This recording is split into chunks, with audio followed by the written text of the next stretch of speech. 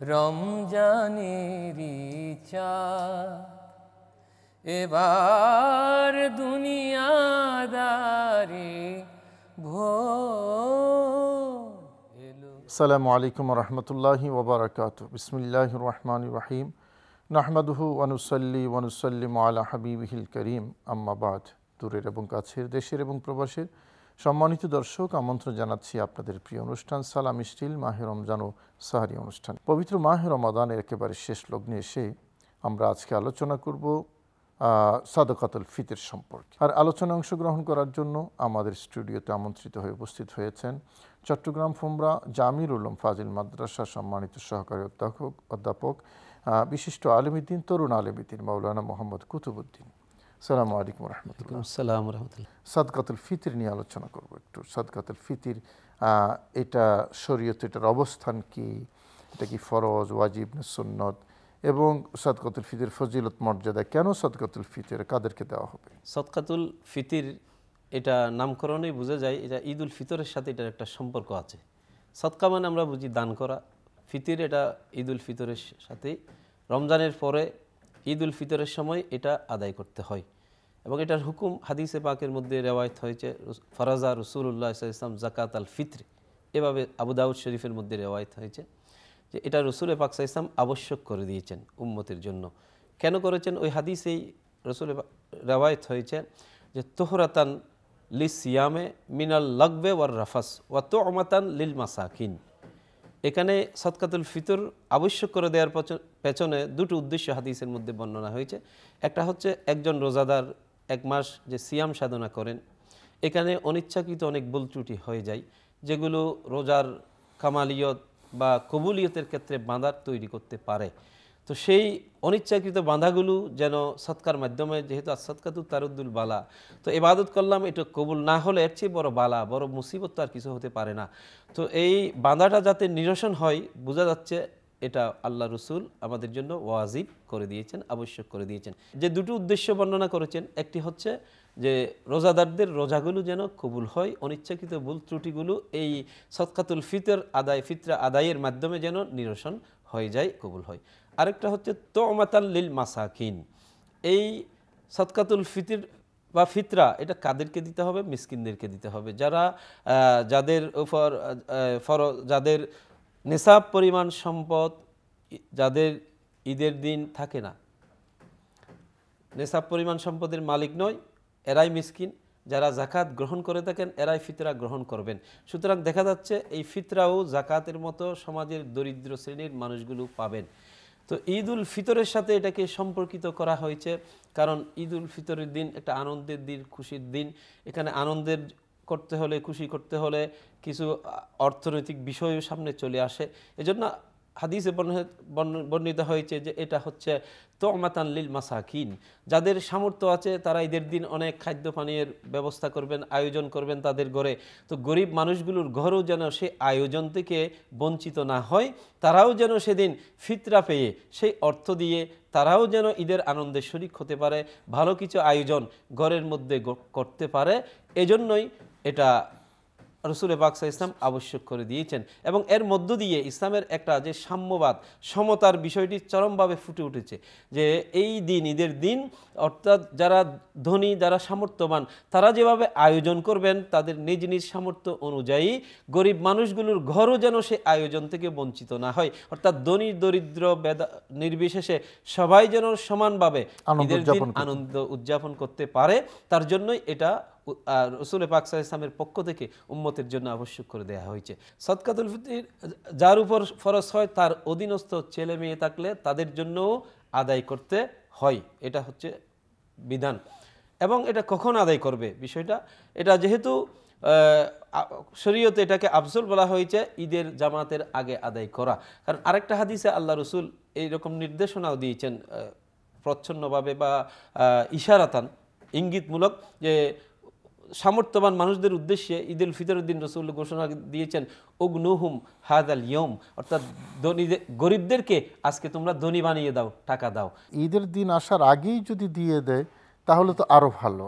জি জি, অবশ্যই আগে তো দিতে পারবে যেহেতু ঈদের আগের মধ্যে। তবে এটাও রুখসত বা অনুমতি রাখা হয়েছে যে কেউ যদি যাকে দিবেন তাকে যদি ঈদের আগে বা ঈদের জামাতের আগে বা ঈদের আগের দিন খুঁজে পাওয়া না যায়, কাউকে নিশ্চয় গরিব মানুষকে নির্বাচন করা হয়েছে আমি তাকে আমার ফিতরা আদায় করব, তাহলে এটা পরবর্তীতে আদায় করবে। তবে এখানে ফকিগণ একটা সুন্দর পরামর্শ দিয়েছেন, যেহেতু এটা ফিতরা মানে এটা গরিবের হক, এটা যেন আমরা আলাদা করে ঈদের দিন অন্ততপক্ষে ঈদের জামাতের আগে ওই টাকাটা আলাদা করে রাখি, ফিতরার সদকাটা আমরা আলাদা করে রাখবো, পরেও আদায় করতে পারবো। এবং আপনি তো বলেছেন যে যারা সামর্থ্যবান আছে তাদের তাদের উপর এটা অপরিহার্য। তো সামর্থ্যবান এই যাকাত দাতা আর সাদকাতুল ফিতর দাতার মধ্যে পার্থক্যটা যদি একটু বলতেন। পার্থক্যটা হচ্ছে জাকাত ফরজ হয় নেশাব পরিমাণ সম্পদ, যেটা বলে 7.5 তোলা স্বর্ণ অথবা 52.5 তোলা রূপা কিংবা তৎসম পরিমাণ অর্থ কোনো মুসলমানের কাছে, বালেগ মুসলমানের কাছে যদি 1 বছর অতিক্রম করে তবেই জাকাতটা ফরজ হয়। আমি এখন নেশাব পরিমাণ সম্পদের মালিক, আমার উপর জাকাত ফরজ হবে না। ঈদের দিন কেউ নেশাব পরিমাণ সম্পদের মালিক, তার উপর জাকাত ফরজ হবে না, 1 বছর লাগবে, 1 বছর অতিক্রম করতে হবে।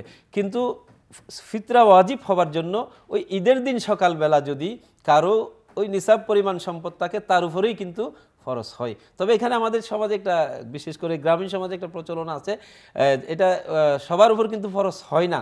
যারা নিসাব পরিমাণ সম্পদের মালিক ঈদের দিন সকালবেলা নয় তাদের উপর কিন্তু ফরজ নয়, তবে তারাও যারা ফিতরা গ্রহণ করে তারাও কিন্তু ফিতরা আদায় করে। তো এখানেও একটা বিষয় আছে যেটা ওই তোহরাতান লিসিয়াম, যেহেতু তারাও রোজা রেখেছেন এই জন্য তারা চিন্তা করেন যে আমাদের উপর আবশ্যক না হলেও আমাদের রোজার পবিত্রতাই তো এটা একটা কাজ করবে, সেজন্য তারাও আদায় করার একটা চেষ্টা করেন। এটা তো ভালো, যদি মানে যারা মোটামুটি সামর্থ্য নাই তারাও যদি সদকাতুল ফিতর আদায় করতে চায়, এটা তো দানের সওয়াব তো নিশ্চয়ই পাবে। অবশ্যই দানের সওয়াব পাবে, সদকার সওয়াব পাবে। এবং এই সদকাতুল ফিতরের আরেকটা বড় উপকারিতা বর্ণিত হয়েছে আরেকটা হাদিস আত-তারগীব ওয়াত-তারহীবের মধ্যে, এই হাদিসটা রিওয়ায়াত হয়েছে যে সদকাতুল ফিতর দ্বারা যার যিনি আদায় করেন তার 3টি উপকার হয়। এক, রোজা কবুল হয় আল্লাহর কাছে। দ্বিতীয়ত, মৃত্যুর সময় যেটা সাকরাতুল মউত বলে, মৃত্যুর যন্ত্রণা তার জন্য সহজ করে দেন আল্লাহ। এবং তৃতীয়ত, যারা সদকাতুল ফিতর আদায় করবে তারা আযাবে কবর থেকেও আল্লাহ তাদেরকে নাজাত দান করবে। আচ্ছা, এখানে আরেকটা বিষয় আলোচনা দরকার। আমাদের তো হাদিসের মধ্যে কয়েকটি পণ্যর কথা আছে, আটা, তারপরে কিশমিশ, জব, 5টা বিষয়ের কথা আছে। ইসলামিক ফাউন্ডেশন খুব ভালো একটা সিস্টেম ওনারা প্রকাশ করে থাকেন যে প্রত্যেকটার পরিমাণ হিসাব করে সে অনুপাতে অর্থ মূল্যমান নির্ধারণ করে দেন। যারা যেটা দিয়ে বা যেই পরিমাণ আদায় করতে চায় তাদের জন্য স্বাধীনতা আছে। তো আটার হিসাব করলে কম হয়, কিশমিশের হিসাব করলে বেশি হয়, খেজুরের হিসাব করলে বেশি হয়, পনিরের হিসাব করলে আরো বেশি হয়। তো এই ব্যাপারে আপনার পরামর্শ কি? এটাই বর্তমানে এটা সবচেয়ে বেশি, যেটা ওই যে আল্লাহ রসুল বলেছেন এই দিন যেন ধনবান হয় গরিবরা।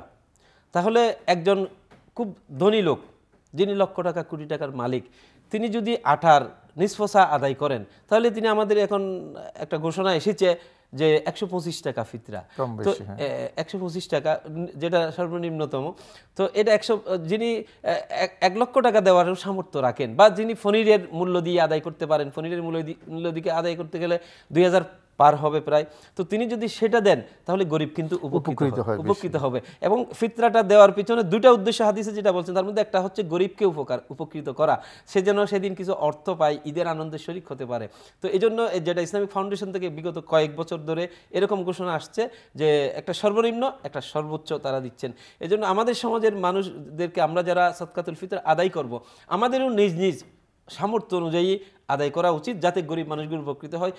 যাদের আর্থিক সঙ্গতি একটু মাঝামাঝি পর্যায়ে, তারা না হয় কিশমিশ দিলেন অথবা খেজুরের মূল্য দিলেন, যারা আরও নিচে তারা আটা বা গম আদায় করলেন, যারা সমাজের আর্থিকভাবে উপরের শ্রেণীতে অবস্থান করতেছেন তারা যদি পনির বা কিশমিশের দিয়ে আদায় করেন তাহলে কিন্তু উপকারটা বেশি হবে। এবং সদকাতুল ফিতর যে জন্য আল্লাহ রসুল আবশ্যক করলেন, রসুলের উদ্দেশ্যটাও পূর্ণ হবে, এর ফলে রসুলের সন্তুষ্টিও আমাদের অর্জন করা সহজতর হবে। ধন্যবাদ আপনাকে। সম্মানিত দর্শক, এই যে শেষের কথাটা খুবই গুরুত্বপূর্ণ। যাদের সামর্থ্য আছে 5টি বস্তুর কথা নবীজি বলেছেন হাদিসে, এবং এই 5টি বস্তুর সবচেয়ে মূল্যমান কম হলো আটা বা গমের। তো আমরা যাদের সামর্থ্য আছে এটা না দিয়ে অন্য যেই পণ্যগুলোর হিসাব ইসলামিক ফাউন্ডেশন দিয়ে থাকে, আমরা সেগুলো ধরে যদি ফকির মিসকিনকে আমাদের সদকাতুল ফিতর আদায় করে থাকি তাহলে তারা উপকৃত হবে বেশি।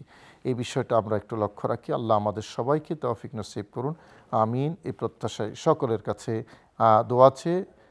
আমরা আজকের পর্ব এখানে শেষ করতে চাই। ভালো থাকুন। আসসালামু আলাইকুম ওয়া রাহমাতুল্লাহি ওয়া বারাকাতুহু। তুমি তো শাহে মদিনা, তোমাকে সালাম বারে বার।